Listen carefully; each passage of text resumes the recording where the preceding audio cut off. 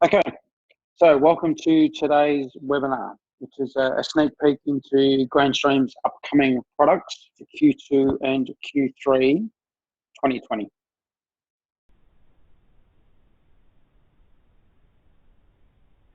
little bit about Grandstream. Some of you will have seen this before, some of you won't, but just to give you a quick background, founded in 2002. We have in excess of 600 employees globally.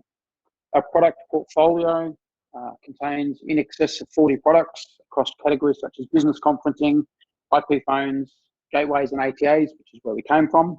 It's where we initially started our business. Networking devices, which is our Wi-Fi, surveillance and facility access systems, and then obviously our award-winning range of IP PBXs.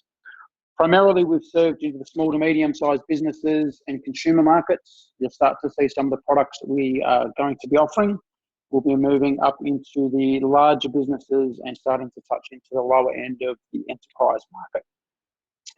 As a company, we're headquartered in Boston, so we're a US-based company. We have other offices in LA and Dallas. In China, we have Hangzhou, Shenzhen, and some warehousing in Hong Kong. In Morocco is where we run our support center for EMEA. In Venezuela, we run our support center for Latin America. The Netherlands, we run warehousing, and in Kuala Lumpur, we run support for APAC. Quick one I've been throwing in here recently, and it's very appropriate at these times. The Grandstream mission is we believe in connecting the world. We believe that every business, large or small, should have the tools to communicate from anywhere on any device. And then, of course, we design the products that make this belief become a reality. So what we'll kick off with first here today is our UCM series, our newer series of UCMs, so the 6300 series. So the 6300 series is designed for powerful and scalable unified communications. It's an easy to manage platform with the same zero licensing fees that everyone's been used to with our 6200 and 6500 series of PBXs. They allow businesses to unify all their communication technologies into the one centralized network, including things such as voice, video, data, mobility, intercoms, facility access, and more. So you can start to see why we have such a diverse portfolio range. One thing I will point out, so that we don't get questions all the way through about this, the 6200 series of PBXs and also the 6500 PBXs will still be staying in our range as well. So these are an additional series of PBXs. So some of the basic features. As we can see here, we're moving up into a larger number of users. So we're starting to move up to be able to support up to 6,000 users and up to 400 concurrent calls. This is what I'm saying. We're starting to move up into the larger businesses and the smaller enterprises now. We're moving right up into that space. They will still support zero config provisioning of Grandstream endpoints that people are used to with our current 6200 and 6500 series of PBXs. We will have an API available for third-party integrations like CRMs, property management systems, and the likes. And then obviously we'll still have all the traditional telephony features, so call parking, forwarding, transferring, IBRs, the multi-level IBRs, the music on hold, the call routing, the ring groups, etc., etc. This gives everyone a little bit of an idea of the capability and breakdown between the models. So there'll be 4 models, 6301, 6302, 6304, and 6308. So as we've gone with the other series, the difference will be in the FXO ports. 6301 will have 1, 6302 will have 2, 6304 will have 4, and the 6308 will have 8. And what we're also doing is we're mirroring that with the FXS ports. As we can see here, we have voice conference bridge attendees for all of them, ranging from 15 attendees up to 500. Video conferencing bridge comes into all of them except the 6301. So we're starting. What you'll find is the 6300 series will focus a lot more on the SFU functionality or the bridging functionality for video conferences in the Asterisk platform that we're based on in the back end. And then obviously we have concurrent calls ranging from 25 up to 500. So some of the more advanced features that we'll see in this. So we'll have a built-in collaboration server. So conferencing server will be built into the PBX. It will support things such as conferencing, chats, screen sharing, whiteboarding, recording, and support for Grandstream Wave.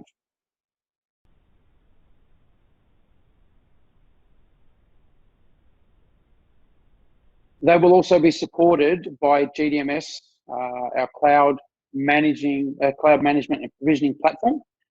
This will be further through the year as we do an upgrade to GDMS. Probably I'd say somewhere around about late Q3, early Q4 that will happen. So it will allow for cloud setup and configuration of the entire communication network. So not only will we be able to do the devices, such as the phones, we'll then be able to do the ATAs. We'll then be able to do any gateways that are in the network. We'll then be able to do the PBXs. We'll be able to have the whole lot remotely configured and managed through a cloud-based platform. So that will provide a truly turnkey, unified collaboration solution. And obviously, it will allow people to be able to monitor and troubleshoot from the cloud. So I guess what it will start to let people do is it'll be a little bit like a hybrid model, I suppose. So you'll be able to put the physical box on the customer site, but you'll be able to manage it remotely as if it's a cloud extension that that person's on. So a little bit of the best of both worlds. So because the box is on site, you'll be able to put some redundancy in if people wish for it, but you'll still be able to manage it remotely and not necessarily have to head to site every time that there is an issue. And some of the other features. So the inbound call efficiency. So we'll have a 5-level IVR and a multi-language auto attendant. We're expanding the call center suite and call traffic queue management. There'll be full band Opus wide codec support, which is where we're getting asked a lot more for now. A lot of people are starting to move into, and a lot of the telcos and the likes are moving into everything has to be Opus based before they'll look at it. And obviously the jitter resilience will allow for anything up to about 50% packet loss. Oh, we'll duck back for a second. One thing that we will also be having on the 6300 series of UCMs is we will also have a desktop or a PC-based version of GS Wave, which is our soft client. We'll actually have a client for that will be able to run actually on the desktop.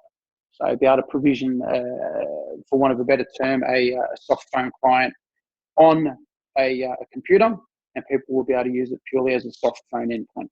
So that will be available on the 6300 series. It will not be backwards compatible. That particular feature will not be backwards compatible with the 6200 or the 6500 series of PBXs. Next, we'll move across into a little bit of a refresh of our cameras. I know there's been some questions asked about these over the last probably 6 months or so, what was happening with our cameras. We've gone down the road of we were getting rid of cameras. We have actually had a change of direction, and we are going back into cameras. We're starting off with 2 models initially. So this is all about revitalizing our series of SIP-based IP cameras. So they are SIP-based, which makes them quite unique within the industry because you're treating them just as a SIP video endpoint. And it also expands our facility management solutions, which you'll start to see why as we go into the coming slides. So I'll have 2 models. We'll have a GSC 3610 and a GSC 3615. So the 2 devices both offer weatherproof casings. They've both got wide angle monitoring, and they can integrate with Grandstream endpoints and facility management systems, or because they are a SIP-based IP camera, you're obviously free to utilize them with any other platform that you wish as well. From a recording perspective, it'll be as an ONVIF compliant NVR that you would use for them. We won't be producing our own NVRs for them. We're just basing them on the ONVIF standards so that you will be able to source your own ONVIF compliant NVR for the recording of the feeds from these cameras. So some of the basic features of them, they're IP66 weatherproof casing for outdoor deployments. They've got infrared technology for optimal white balance and exposure, obviously for night or low light situations. They'll support alert notifications via outbound voice or video call, and can also email screenshots taken by that camera. They have two streams. So the primary stream is 1920 by 1080, and the secondary stream is 640 by 480. And they will also have SIP and VoIP support for video and audio streaming to endpoints. So where we see these types of devices is, yes, you could use them as a camera for facility monitoring and the likes, but because they're a SIP video endpoint, you could actually utilize them as part of an endpoint that's dialed into as part of a video conference, for example, through IP video talk and the likes. And what that will actually allow you to do is to view a site remotely as one of the feeds into that video conference. So there are other uses outside of purely using them just as for example, like a security camera. You can actually use them as part of your video communications solutions. Or they can be an additional camera in a room where if you need more than one camera to be taking video streams as part of a video conference, you could utilize them as an additional camera for that. So as I said, they're ONVIF compliant. We have GSurf Pro, which is our free video management software. We've always had that, that's still available. They're ONVIF compliant video management systems, so you can utilize any ONVIF compliant NPR. As we get closer to launch, I'm sure we'll have some suggested models around that. And then obviously we can pair them with our video phones, so our GXV Android range of phones, and then also our GSC 3570 intercom and facility control station, which we'll all touch on to in this presentation as well today. So that's another expansion that we're moving across into. So we have two models. One is a dome ceiling mount, and the other one is a bullet wall mount. Other than that, they're the same, just two different casing versions depending on what the specific needs that someone may have. Now we'll move across into the GSC 3570. So this is a new category or a new venture for us as a vendor. So it further expands our facility management solutions. It's a powerful intercom and facility control station. It's designed to provide a dedicated device to manage facility communications, door access, physical security, and more.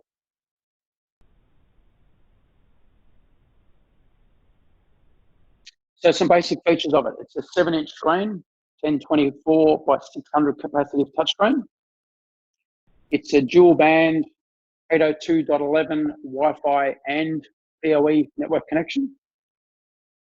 So we have two Ethernet ports on there, plus we also have Wi-Fi built into it.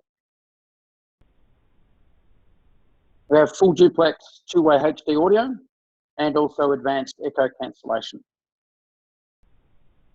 And we have 4 alarm input ports and 1 alarm output port. So it's allowing us to bring all of that together in one simple interface screen. So as an example here, we can have it connected to one of our GDS door intercoms so that we can view the video from the door intercom. We can have a live video preview. We can then answer the call. We only have one-way video, so we can receive video on the screen. We can't transmit video from it. But it does have speakerphone built into it, so we can have a voice conversation back to the GDS door intercom. Once we've verified the person at the door and we've determined that we wish to let them into the facility, we can then hit the button to open or grant access, and then that will send the DTMF codes to allow the electronic door lock to open. So essentially, what this will do is, for people in the past, what they may have used is one of our GDS door intercoms and one of our GXV Android video phones to allow for the video to come from the door intercom and be able to manage that prior to letting someone into the facility. This particular device will allow people to do that functionality in that basic format, but at a lower cost. So this is based on a Linux platform, so the cost factor is lower. We don't have the two-way video, so obviously we've taken that functionality out. Because if we're using it purely with a door intercom, two-way video is not required. We can also use it as part of a paging system because we have that inbuilt two-way speakerphone in there. We can also utilize it purely as a phone if we need to be able to make paging calls to anyone within the facility, be it on a desk-based phone, be it on a Wi-Fi cordless phone as we've got showing there, or be it through one of our GSC 3505 or GSC 3510 SIP-based speakers. So we're starting to tie all of this functionality in through that one interface screen. So it can either be wall mounted or there will be a desktop mount coming for it as well. So if it's sitting on a reception desk, for example, it can just be sitting there on a desktop mount and have that functionality to be able to provide all of that information and all of that access just in a single point in a single location. Or we can also use it for facility monitoring, because we can also take the SIP camera feeds into that as well. So we can actually utilize it as a screen to be able to monitor the cameras and be able to touch on those cameras and jump to the particular video feed that's coming out of them, so that we can have all that functionality sitting at our fingertips. So we're starting to get towards a little bit like a master control panel, where we can manage things such as we can make calls, we can monitor cameras, we can monitor alarms, we can see the call history, we can see messaging, we can, as we've said there, we can see the time, the weather, all these sorts of things. We can have all that pushed to the end device as well. Now we'll jump across into our video conferencing offering. So this is one of the new products that we'll have coming, which is the GVC 3212. It is a HD video conferencing device. It is designed as a affordable, from my perspective, I would say it's an affordable entry-level device. So it's a compact and affordable device that is designed for desktop mounting. So where this is designed for is mounting on top of a monitor or a TV in your office. It is designed for smaller spaces. It has microphones and such in there, but it is only designed for about a 3-meter radius pickup. So it's designed for a much smaller area than our current GVC 3210 endpoint. This conferencing device pairs with Grandstream's IP video talk platform and the meeting plans, and it has to be used with the IP video talk platform. That is what it's designed for. It will not have the open ability to be able to download apps or anything for it. It is designed purely as an IP video talk endpoint. But it enables users to create a virtual conference and meeting space with ease. It's an all-in-one device. You plug it in, you put in your credentials for the IP video talk plan, and off you go. You're ready to go and be up and running. Now, IP video talk, just as a side note, we're actually utilizing that today. That's what you've all logged in on. We're just using it in a webinar-only mode, but it also has a video conferencing side to it, which allows you to hold video conferences or web meetings. As you've seen today, people just click on a link, they dial in from any device they've got. They don't need to make any specific downloads. It's WebRTC based, so it is secure from endpoint to endpoint, and very easy, very simple for people to actually join from. So the bridge, or the IP video talk platform that this is used with, the web address for that is just ipvideotalk.com. If you go to that website, you can see the list of all the current plans and all their current inclusions as well. So some of the basic features of this particular device: it's got a megapixel camera, it's integrated dual band Wi-Fi, it's got dual microphones with noise cancelling, as I said, for about a 3-meter pickup distance. So designed for individual offices where you might have 2 or 3 people maybe sitting around a desk, perfect for those environments.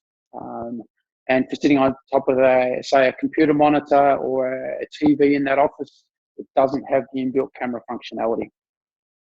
It will also support both Miracast and AirPlay for wireless content sharing.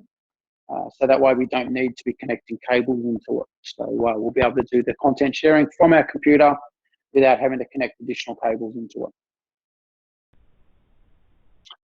So some of the deployment scenarios. So we have an entry-level video conferencing, and then we can also do it as a mobile and remote video conferencing. So it's designed for either entry-level video conferencing in the office, or if you've got people working from home, you can actually provide them with a dedicated video conferencing endpoint that is not specific on an operating system. It's not needing specific updates done to operating systems or anything like that. It is designed purely just as a video conferencing endpoint.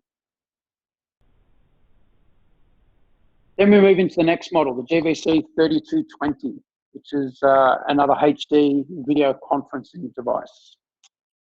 This particular one here is a full video conferencing system and platform.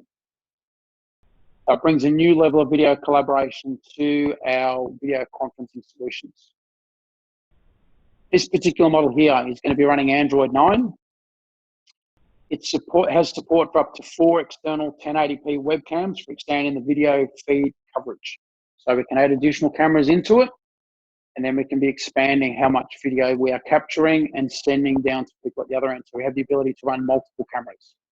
It supports external Bluetooth or 2.4 gig microphones, so Wi-Fi microphones, and it also has a built-in speaker, although you can use the HDMI to use the speaker on the screen or the TV that it's connected to. It will support 4K full HD video and up to 5-way 1080p video conferencing. So it has its own bridging functionality built within the device. It'll support dual band Wi-Fi, Bluetooth 5, and it has a 12 times zoom and pan tilt functionality in there. And we also have some AI facial recognition to identify and focus in on speakers, which we're building into the technology as well, so that it will start to focus on who's speaking, and it will start to do some facial recognition and the likes. Now, to complement these two devices, so this is a new offering again for us, the GMD 1208. So it's a desktop wireless microphone. Affectionately, I think it's been referred to as the hockey puck. So it's a round device, a little bit like a flat hockey puck. It is a microphone device which is designed not only for Grandstream audio and video conferencing products. It can be utilized with anything else, because as we get through some of the other specs, you'll start to see why. But when it's paired with a conferencing device, say either a speakerphone or one of the GVC video conferencing devices, it extends the pickup distance and increases the overall coverage range of the total solution that you've delivered to the customer. So some of the basic features. So it has a proprietary 2.4G and BLE dual mode. So what it means is you can connect it with other devices via Wi-Fi and Bluetooth, but it also has a proprietary connection in there to do some smart connecting with Grandstream devices, a little bit like pairing, say, Apple AirPods with an iPhone. It has a capacitive touch on the top to be able to touch to mute, and obviously we've got the LED indicator there, which we can see, which will allow us to see whether we're muted or unmuted, so it'll be green or red. And then we also have a battery gauge on there as well, because it is a wireless design. It has its own charging station and it has its own built-in battery for it. So it is a totally wireless solution that you can just spread down the desk. You can daisy chain 2 of these, connecting back to the GVC or the GAC conferencing devices. And then we have obviously 8 omnidirectional mics and around about a 26-foot pickup range. So quite a large pickup range. We've got multiple devices, multiple microphones in there, which allows us to ensure optimal pickup, but also to do some noise cancellation in there as well. GWN Manager. Most of you, I'm sure, will have probably, if you haven't, I would suggest you do, but most of you have probably seen GWN Cloud, which is our management platform that's hosted in the cloud for our access points. GWN Manager is a software-based version of that, which allows people to install it on their own server within their own environment, have the functionality that they would normally have with GWN Cloud, but be able to keep it within their own private network and keep it off the cloud.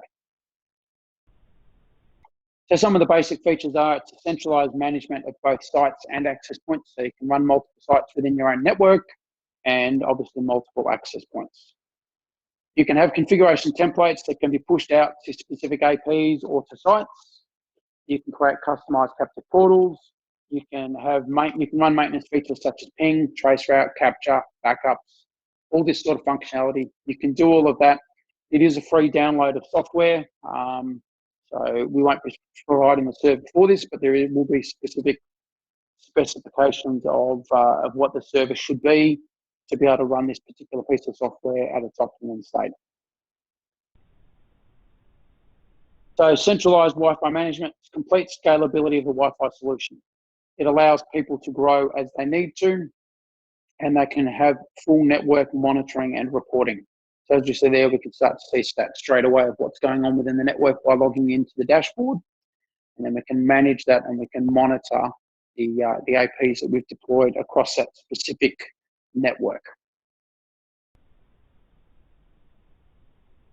And it is enterprise ready. It has bank grade TLS encryption from end to end. It has certificate-based authentication, and we have user data storage and also backup. We also monitor any changes in there. We record all those logs and likes as well. All right, so that gets us to the brief overview. Now we're going to run things a little bit differently today. We're going to run things a little bit differently today. So what I'm going to do